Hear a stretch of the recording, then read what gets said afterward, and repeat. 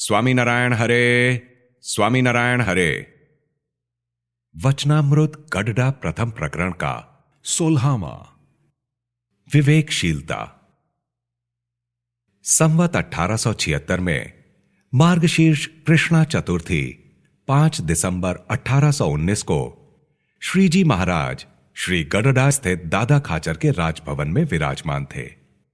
उन्होंने श्वेत वस्त्र धारण किए थे। उनके मुखारविंद के समक्ष सभा में साधु तथा स्थान स्थान के हरिभक्त बैठे थे।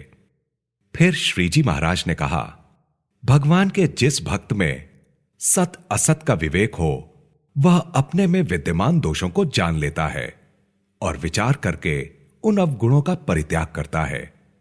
यदि संत में अथवा किसी सत्संगी में स्वयं को कोई दोष होने का आभास हो, तो वह उसका त्याग कर देता है और केवल उसके गुण को ही ग्रहण करता है, और उसे परमेश्वर के स्वरूप में तो किसी दोष का आभास ही नहीं होता। और भगवान तथा संत जो कुछ भी कहें, उसे परम सत्य मानकर उनके वचनों में कभी संशय नहीं करता।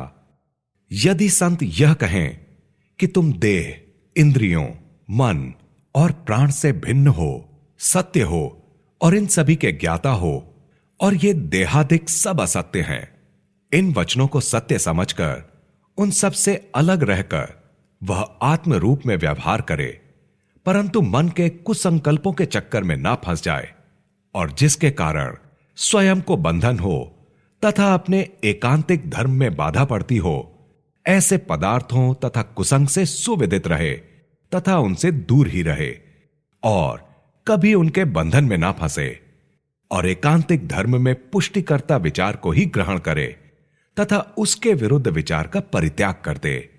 इस प्रकार का जिसमें आचरण हो, तो समझ लें कि उसमें विवेक है। इति वचनामृतम।